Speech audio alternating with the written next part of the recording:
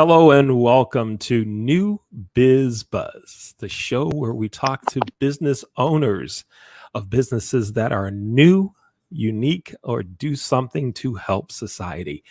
My name is Leon Thomas. Welcome to New Biz Buzz. Here we go.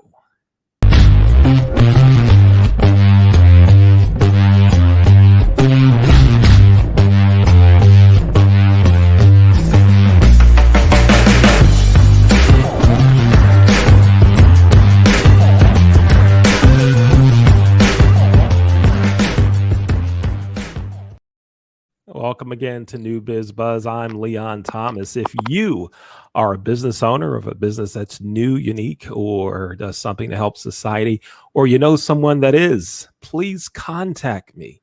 Send me an email to leonthetrainer@gmail.com, and we'd love to highlight that business right here on New Biz Buzz. We're excited about our show for today. We have Brooke Young as our guest today. Brooke, how you doing? I'm doing wonderful. I'm just so excited.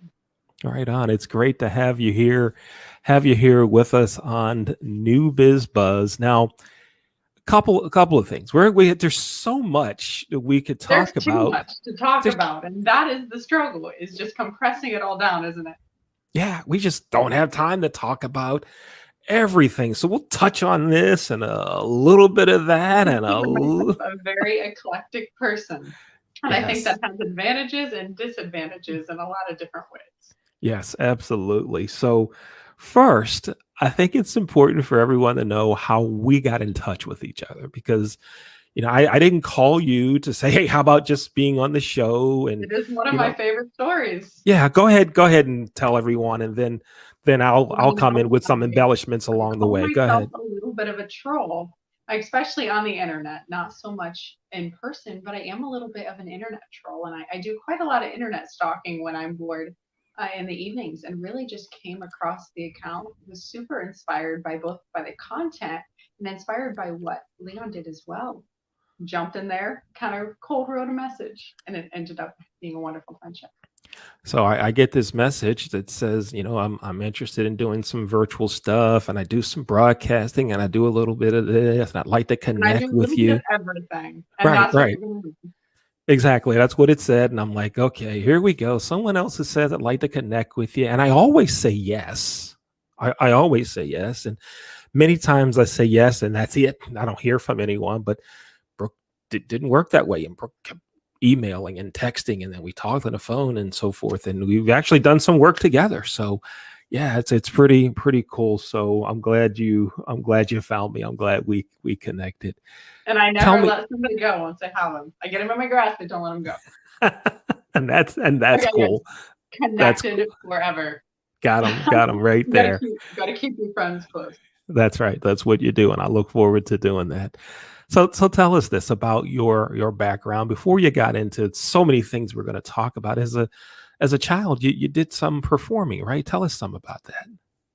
I did so much theater as a child. I started just as this little orphan, for anyone that knows Annie, and it's one of the most popular musicals out there, with my little mop, my little bucket as an orphan in Annie.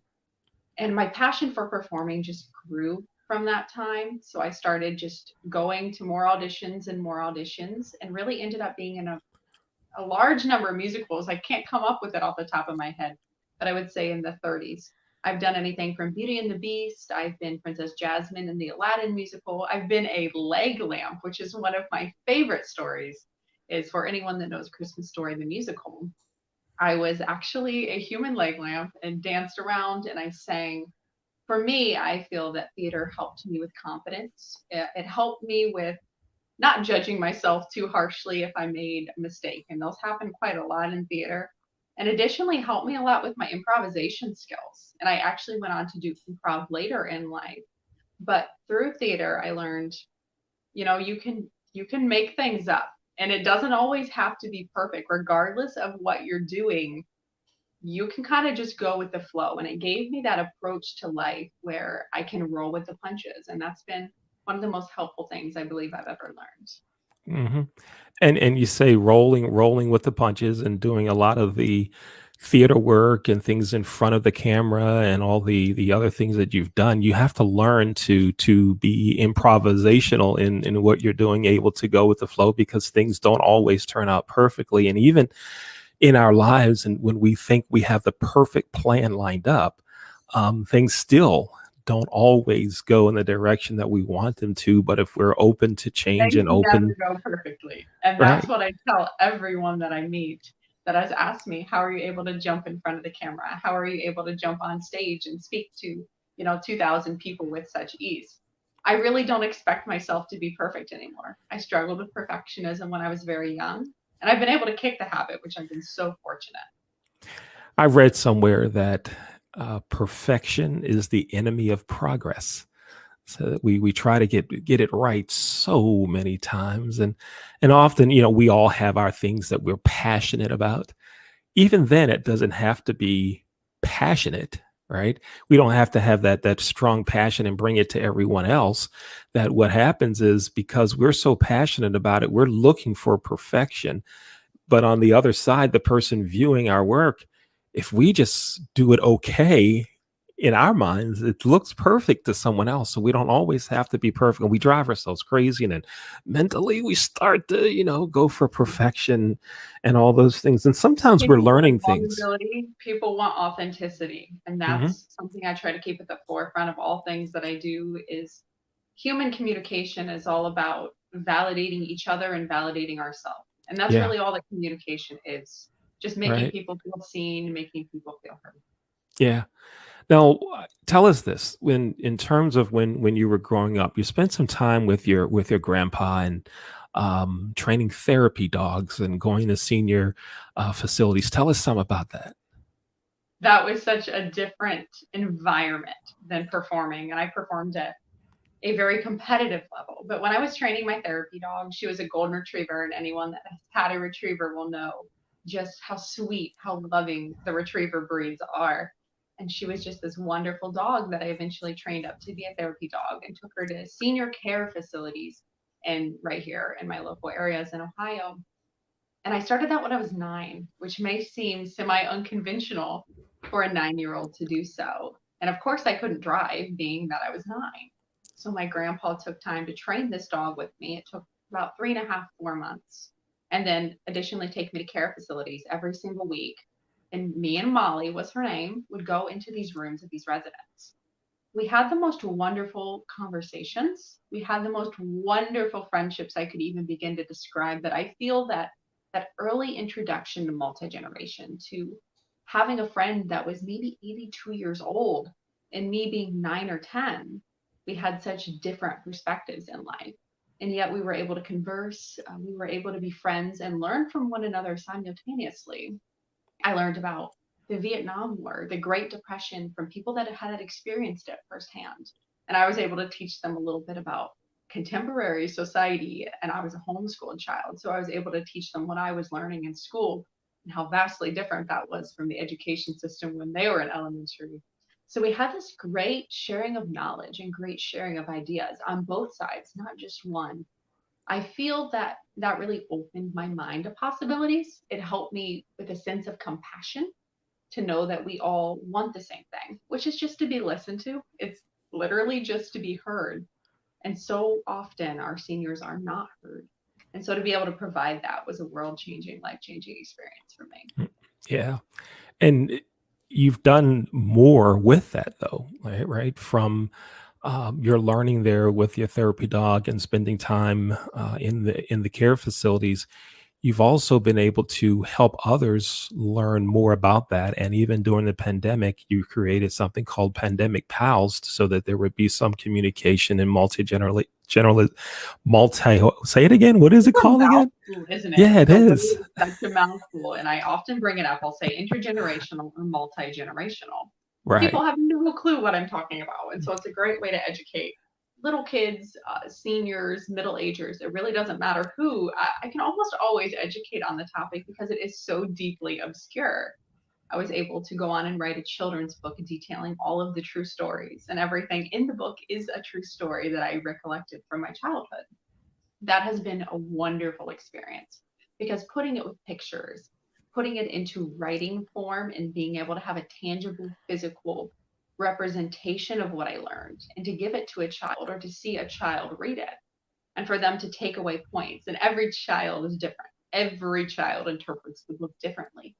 But to hear how they interpret it and how they want to apply it in their lives, whether they focus on the service aspect or the multi-generation aspect or the animal therapy aspect, is intensely rewarding.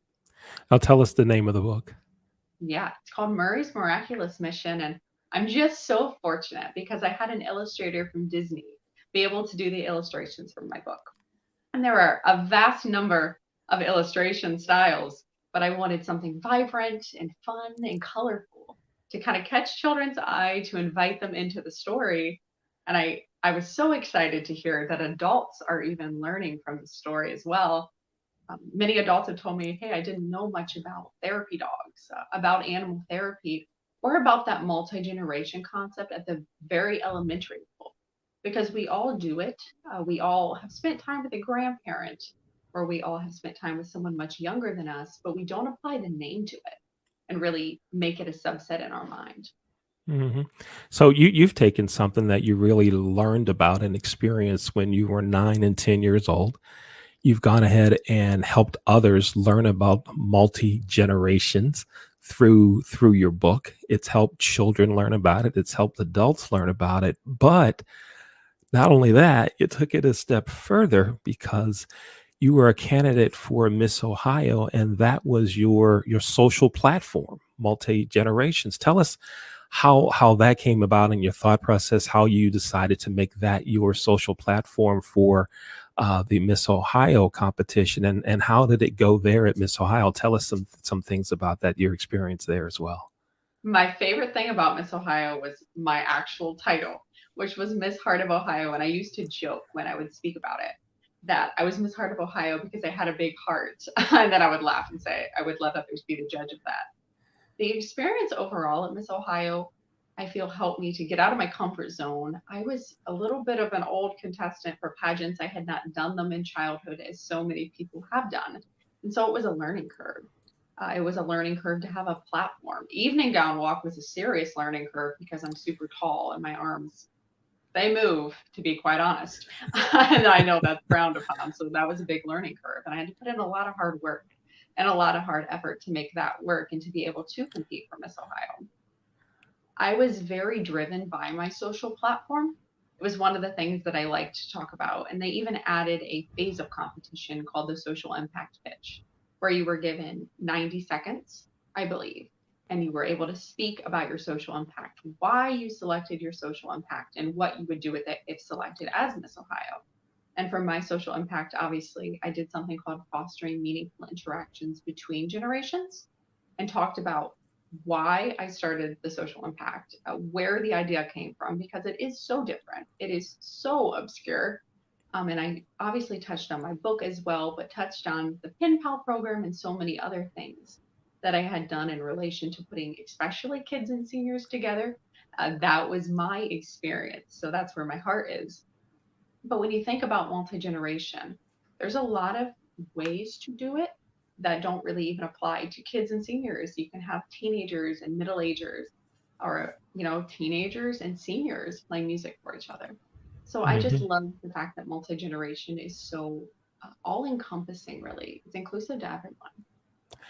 When you were talking about that just now, that it doesn't have to be a really young person or a really old person. You were touched on that a little. I thought about something that my niece talked about at my mother's 90th birthday celebration, and that was that my niece was had some opportunities to spend time with my mother, driving her around town to various appointments and social activities, and she got a chance to hear about some of the things that my mom experienced in her 20s and 30s and in her first couple years of teaching. And my niece talked about that during the celebration that we had for my mom, that how valuable she saw those opportunities. So when you talk about multi-generations, there's so many opportunities, even just in a conversation in a car, or we're sitting down talking before and after a meal. Those things are all, they're right in front of us. And sometimes we just don't take advantage of those opportunities. So much of my wisdom and so much of what I learned really did come from that, because so many people put immense pressure on themselves to be farther ahead in life. And I know that I do that when I spend too much time on social media. And that's a really big problem for me, or that's a culprit for me. So when I get off of social media and get with people that are maybe a little older than me, even if that be 50, and they can talk about their life and their experiences. Life is so much of a journey, and sometimes my generation forgets that. I think it would be super advantageous to have more systems in place, because kids feel this pressure to be perfect. And so often we feel that quote unquote adults are perfect, but that's so often not true. They've had experiences, they've had struggles, they've had mental health struggles, physical struggles. And if you really sit down and listen to them, you can learn so much about yourself and so much about humans in general. Mm-hmm. Yeah.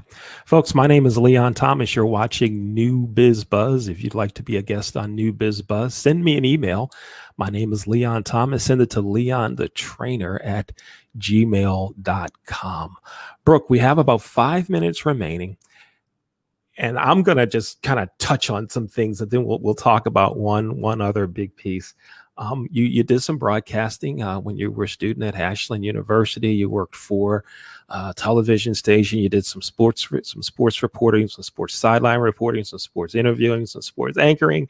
You did a lot of that, and you also did some work for Fox Sports Ohio. So you have a great background there. And maybe the next time we have you on the show, we can show some of those reels and let folks get a feel for what you do there in the broadcasting realm. Folks, she is very, very accomplished, and it would not surprise me if you see her on ESPN or Fox or NBC or one of those things one day. Incidentally, That would be fun.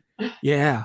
So that would be really cool. But you're still performing in something that I think is really cool in your princess shows, your princess business. So tell us some about what you're doing there. I think this is really cool. This one is one of my favorite things to talk about. So since I was 16, I have owned a character entertainment business. And for those that do not know what that is, I provide characters for festivals, for birthday parties, for corporate events, for shows. And then we have our own events as well, which totally make me want to pull my hair out, but they're very rewarding in their own way. And I have had the opportunity to be 7 different princesses at different festivals and different events. It's such a rewarding job being able to make magic for children. And there's nothing quite like it, but you see their eyes light up when you're able to sing for them, or pre-pandemic when you're able to give them a hug, hold their hand, all of the things that make human touch so special that we have lost now. Even with the line divider that we have for regulations, children's eyes still light up. You're still able to connect through singing and through speaking as well. Being a character is so much about acting 24/7. So when I am on the site, I am 100% smiling, which totally makes your mouth sore. Secondly, I am always in character, always ready to take a picture or to tell a story about maybe where a sidekick character is or where another princess is. And thirdly, your voice is always hurting because you are always singing. It's a great way to give back with my personal gifts, because I'm very talented in acting, and I have always been gifted that way. And so it's a great way to use, singing, acting, dancing to impact kids. And there's nothing quite like it when you've choreographed a show in your bedroom at 11 p.m. and then it comes true and you're on a stage and there's 70 or 90 or 500 little toddlers out there doing the dances that you had created.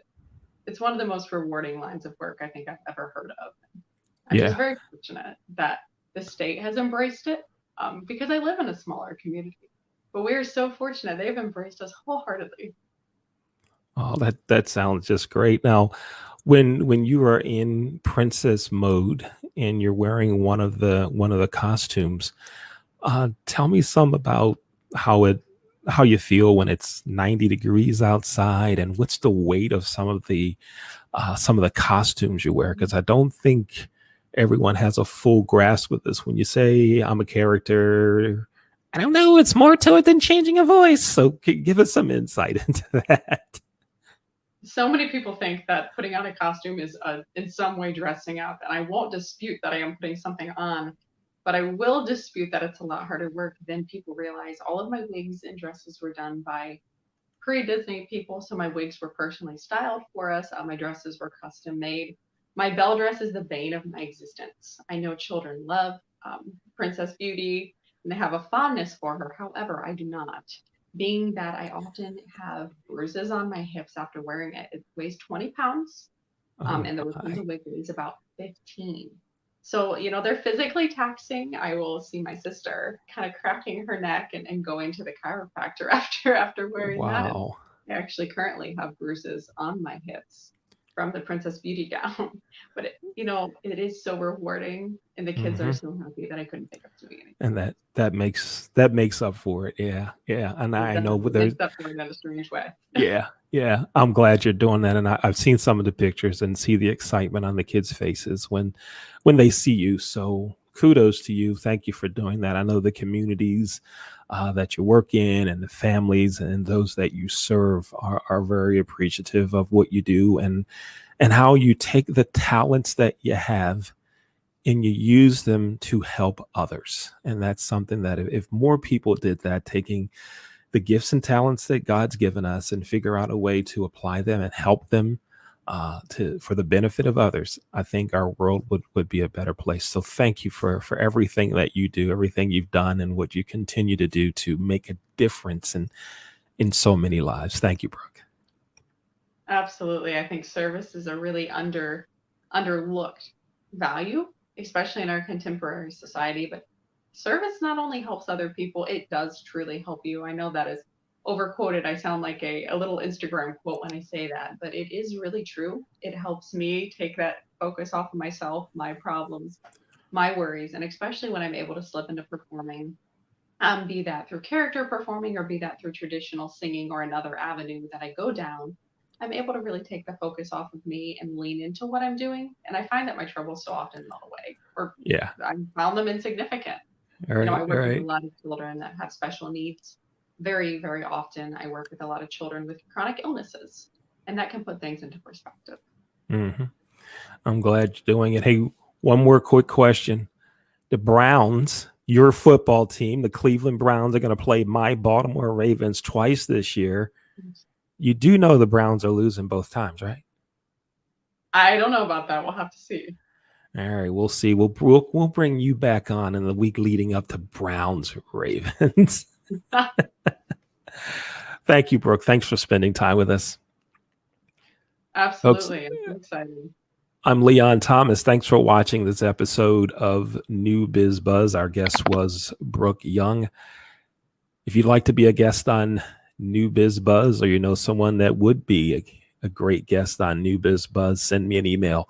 Send it to leonthetrainer@gmail.com. Thanks for watching an episode of New Biz Buzz.